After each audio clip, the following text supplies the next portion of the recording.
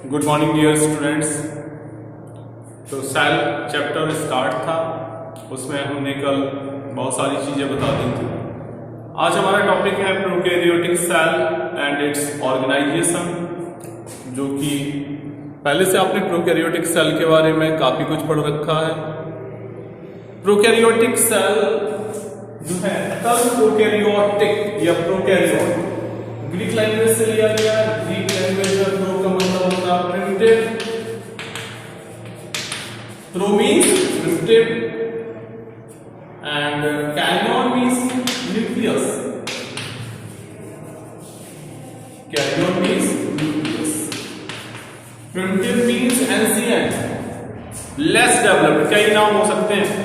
तो अगर जैसे हम प्रोकैरियोटिक सेल की बात करें तो इसमें क्या होगा, कंडीशन ये होगी, बाहर होगी, सेल वॉल होगी, ठीक है, ये सेल वॉल हो गई, ठीक है। और सेल वॉल भी काइटिकल होगी। Cell wall is made up of peptidoglycan, और यहां से ये फ्लैजलम एक निकला होगा, ठीक है। और इसके अलावा देखिए इसमें क्या होता है कि न्यूक्लियर मेम्ब्रेन प्रेजेंट नहीं होगी, nuclear membrane is not present, और अंदर भरा हुआ क्या होगा, साइटोप्लाज्म होगा, ठीक है। तो prokaryotic cell are represented by bacteria, blue green algae, mycoplasma. तो कह सकते हैं the prokaryotic cell, the prokaryotic cell are represented by क्या हो जाएगा, पहला हो जाएगा बैक्टीरिया, पहला क्या हो जाएगा, फर्स्ट वन बैक्टीरिया। बैक्टीरिया के अलावा क्या होगा, बैक्टीरिया के अलावा हमने क्या बताया आपको, ब्लू ग्रीन एल्गी भी हो सकती है, ठीक है। और माइकोप्लाज्मा दूसरा हो गया ब्लू ग्रीन एल्गी, जिसको शॉर्ट में क्या बोलते हैं, BGA। क्या हो गई, BGA हो गया। और क्या हो जाएगा, माइकोप्लाज्मा, माइकोप्लाज्मा एंड PPL।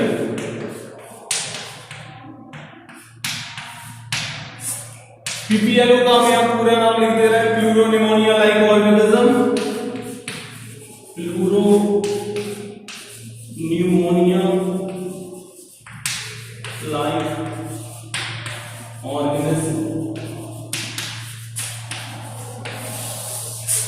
तो ये सेल्स होंगी जो रिप्रेजेंट करेंगी। तो बोल सकते हैं the prokaryotic cells are represented by bacteria, blue green algae etcetera. अब ये जनरली जो होंगे स्मॉलर होंगे, माइक्रोस्कोपिक होंगे, ये तो यूनिसेलुलर होंगे, तो ऑब्वियसली बात है कि ये बहुत ज्यादा माइन्यूट स्ट्रक्चर्स होंगे। जनरली ये smaller and multiply more rapidly than the eukaryotic cell. Size देखें तो इनका छोटा होगा और ये मल्टीप्लाई करेंगे बहुत तेजी से। यूकैरियोटिक सेल जितनी तेजी से मल्टीप्लाई नहीं कर सकती है जितने की प्रोकैरियोटिक सेल करेगी। इसके अलावा दे में very greatly in shape and size, ये शेप और साइज में दोनों में ही बहुत ये अलग अलग बैक्टीरिया, अलग अलग प्रोकैरियोट्स जो होंगे उनमें अलग अलग सेल का शेप हो सकता है, साइज हो सकता है। जो 4 basic type of shapes of bacteria जो हैं वो हम आपको बता रहे हैं। इसका स्क्रीनशॉट ले लो जल्दी से।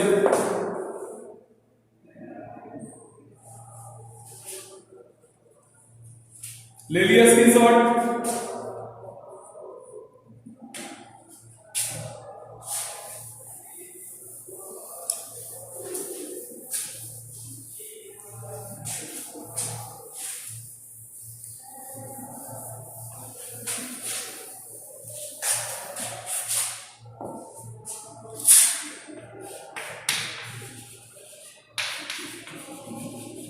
4 basic shapes of bacteria। देखो कौन कौन से बेसिक शेप्स होंगे बैक्टीरिया के। First one is caucus, second one bacillus, third one is vibrio, और फोर्थ वन इज स्पाइरुलम। उसको क्या कहेंगे हम? स्पाइरुलम।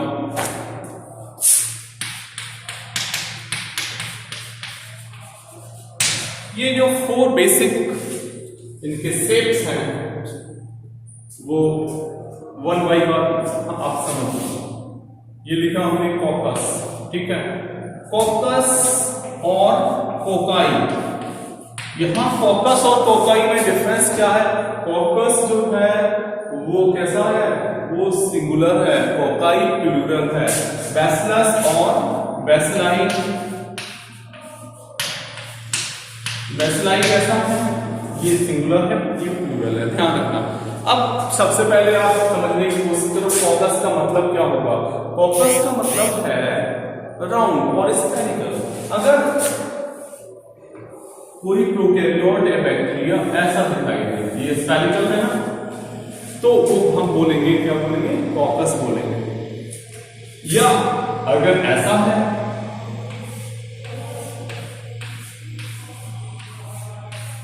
ये रॉड शेप हो गए, यानी ये कैसे हो गए? ये हो गए स्फेरिकल। कॉकस और कोकाई कैसे हो गए? स्फेरिकल हो गए। बैसिलस और बैसिलाई कैसे हो गए? ये हो गए रॉड शेप, छड़ी जैसे,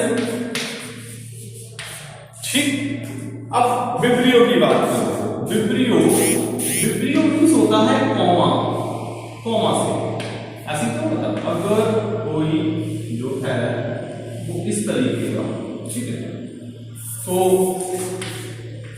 ऐसे होंगे कॉमा से, तो यहां लिख देंगे क्या? मतलब ब्रैकेट में लिख लो कॉमा से।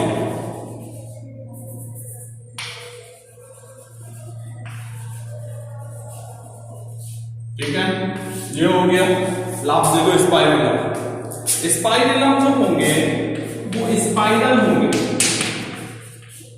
ये स्पाइरल नहीं होंगे, मींस ऐसे है। अगर बैक्टीरिया ऐसे हैं, प्रोकैरियोट इस स्पाइरल हैं, तो उनको कहेंगे स्पाइरल, ठीक है।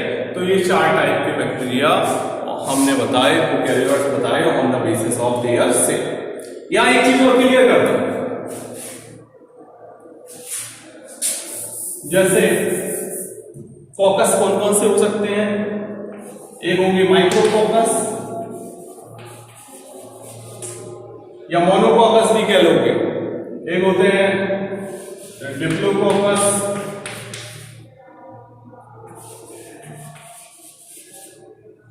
एक होंगे स्ट्रेप्टोकॉकस। तीनों को 1 बाई 1 समझो। अगर ये अलग अलग हैं, ऐसे हैं, तो ये कंडीशन क्या हो जाएगी? माइक्रोकॉकस और मोनोकॉकस। अगर कंडीशन ये है कि अगर 2 के ग्रुप में है, जैसे 1 2 तो उसको क्या कहेंगे? उसको कहेंगे हम डिप्लो, डाई से बना डिप्लो। और स्टेप्टो का मतलब चेन होता है। अगर बैक्टीरिया ऐसे हैं 1 2 बहुत सारी बड़ी चेन बन गई, तो इसको क्या कहेंगे? इसको कहेंगे स्ट्रेप्टोकोकस। ये ध्यान रखना, ठीक है। समझ में आ गया? टाइप कर दिया करो यस और नो, ठीक है। तो ये तो स्ट्रेप्टोकोकस हो गया। अब ऐसे ही बैसिलस का देखो, बैसिलस का डिप्लो बैसिलस कब कहेंगे? डिप्लो तब कहेंगे जब ये 2 में होंगे, तो डिप्लो। गुड, डिप्लो मींस 2 में। और स्टेप्टो का मतलब समझो, स्टेप्टो यहां चेन है, बस अंतर क्या है कि कॉकस में वो थे, वो स्फेरिकल थे, और बैसिलस में कैसे होंगे? रॉड शेप्ड होंगे। तो स्टेप्टो बैसिलस की बात करें तो कंडीशन क्या हो जाएगी? ऐसी हो जाएगी 1 2 3 4 बहुत सारे, एक चेन बन जाएगी, तो उसको कहेंगे हम स्ट्रेप्टोबैसिलस कहेंगे। बात समझ में आ गई कि नहीं आई? स्ट्रेप्टो अब तो कंफ्यूज नहीं होंगे कोई भी, ठीक है? तो ये इसका भी स्क्रीनशॉट ले लो। अब ध्यान ये रखना कि जैसे हमने माइक्रोकॉकस कहा था, तो ये माइक्रोबैसिलस भी हो सकता है। यहां देखो, यहां लिख लोगे डिप्लोबैसिलस, एक टर्म हो जाएगा डिप्लोबैसिलस, और तीसरा लिख लो स्ट्रेप्टोबैसिलस।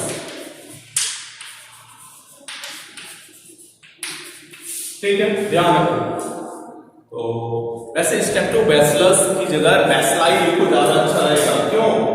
क्योंकि यहां कितने होंगे, यहां कई है ना, मोर देन वन को हम क्या यूज करेंगे? बैसिलाई। तो क्या हो गया? डिप्लोबैसिलाई, स्ट्रेप्टोबैसिलाई। ठीक, इसका स्क्रीनशॉट जल्दी से ले लो।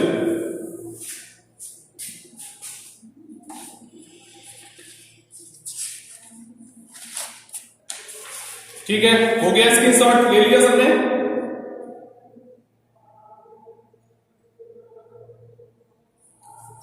ठीक है, चलो इसको हम इरेज करते हैं।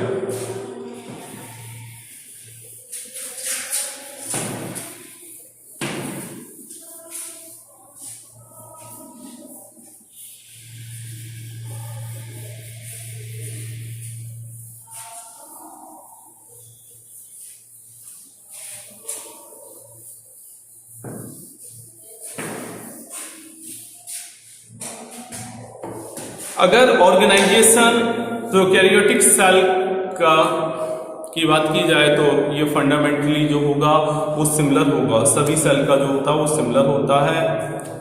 अब जितने भी प्रोकैरियोट्स होते हैं उनमें सेल वॉल जो होती है वो सभी में होती है। सेल वॉल जितने भी होते हैं, जितने भी प्रोकैरियोट्स होते हैं, all have cell wall which is the outermost covering. जैसे कि ये बात कर रहे थे हम आउटर मोस्ट कवरिंग की, जैसे ये है कोई बैक्टीरियल सेल है तो ये आउटर मोस्ट जो होगी सबसे बाहर की, जो कि रिजिड होगी, कैसी होगी? रिजिड होगी। This is the cell wall and you know that cell wall is made up of peptidoglycan. किसकी बनी होती है? बैक्टीरियोग्लाइकन। बैक्टीरियोग्लाइकन का मतलब protein plus carbohydrate, protein plus carbohydrate. Peptide क्या? एक तरह का प्रोटीन है, और ग्लाइकन क्या है? ग्लूकोज से रिलेटेड है, मतलब कार्बोहाइड्रेट। तो इनमें जितने भी प्रोकैरियोट्स होते हैं all have the cell wall and this cell wall is made up of काय की बनी होगी? बैक्टीरियोग्लाइकन की, और ये प्रोटेक्ट करती है बैक्टीरिया को। लेकिन आपसे कोई कहे कि कोई ऐसा प्रोकैरियोट बताओ जिसमें प्रेजेंट ही नहीं होती वो सेल वॉल, तो क्या आंसर होगा? माइकोप्लाज्मा। माइकोप्लाज्मा और पीपीएलओ जो हैं वो ऐसे ऑर्गेनिज्म हैं that do not have cell wall. उनमें सेल वॉल प्रेजेंट नहीं होती है। दिमाग में रखना कि कभी कोई कहे कि कोई ऐसा प्रोकैरियोट बताओ जिसमें सेल वॉल नहीं होती हो, तो सीधा सीधा कह दोगे माइकोप्लाज्मा और पीपीएलओ। सबसे पहले अगर स्ट्रक्चरल ऑर्गेनाइजेशन की बात करें तो हमें बात करनी होगी अबाउट द सेल एनवेलप। पहली जो स्ट्रक्चर होगी which is known as cell envelope. क्या होगी? Cell envelope. सेल एनवेलप समझो, अधिकांश जो प्रोकैरियोटिक सेल्स होती हैं जैसे कि बैक्टीरियल सेल पर्टिकुलरली, उनमें केमिकली कॉम्प्लेक्स सेल एनवेलप होता प्रेजेंट होता है, और सेल ऑन एनवेलप जो होता है वो कंसिस्ट होता है टाइटली बॉन्ड 3 लेयर्ड स्ट्रक्चर। इसमें 3 लेयर कौन कौन सी होती है समझो। पहली होगी आउटर मोस्ट, दूसरी मिडिल सेल वॉल होगी, और लास्ट की होगी इनर प्लाज्मा मेम्ब्रेन। देखो क्या क्या होगा। आउटर मोस्ट,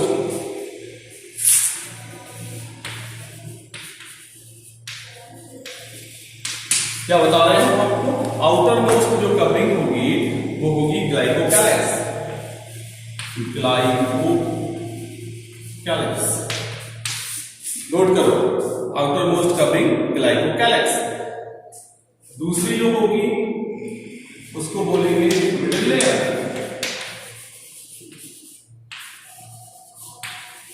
और तीसरी जो होगी उसको बोलेंगे हम, क्या बोलोगे, inner plasma membrane. Inner plasma membrane.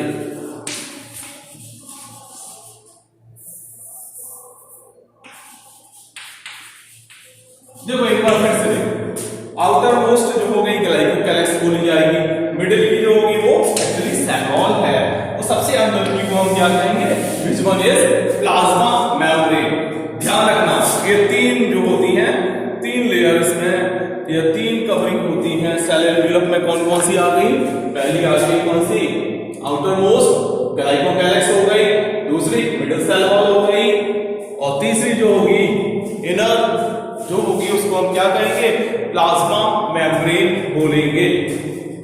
तो सबसे पहले आप समझो जो आउटर मोस्ट होगी जो ग्लाइकोकैलेक्स, ये सबसे बाहर की है। क्या ग्लाइकोकैलेक्स का मतलब है आउटर मोस्ट कवरिंग, और आउटर मोस्ट लेयर ये प्रोटेक्ट करती है सेल को, साथ ही साथ हेल्प करती है एडहेशन में। एडहेशन का मतलब होता है कि किसी भी जो ऑर्गेनिज्म है उससे अटैचमेंट में सहायता करती है। ग्लाइकोकैलेक्स जो होता है डिफर्स होता है कंपोजिशन में, कंपोजिशन इसका जो होता है डिफरेंट होता है, और साथ ही साथ इसकी थिकनेस जो होती है वो अलग अलग बैक्टीरिया में डिफरेंट होती है।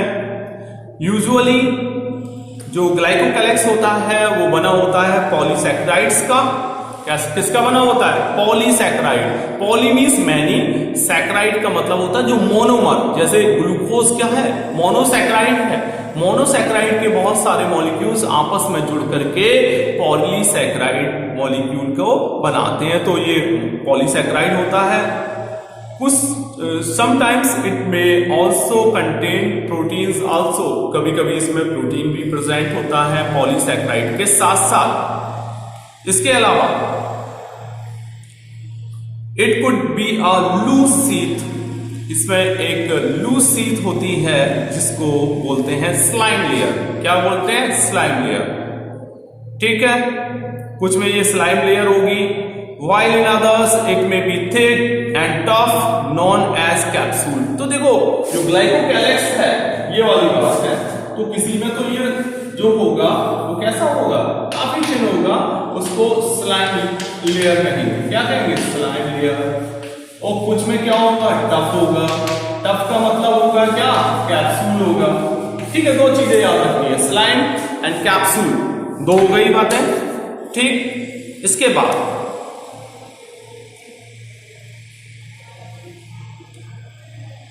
This layer is not absolutely essential for bacterial survival। अगर देखा जाए तो बैक्टीरिया के सर्वाइवल के लिए ये बहुत ज्यादा जरूरी नहीं है, लेकिन at the time highly specific immunogenic, अगर जैसे बैक्टीरिया को हार्श कंडीशन में रहना है तो ये जो है outermost covering which is known as glycocalyx, it must be present.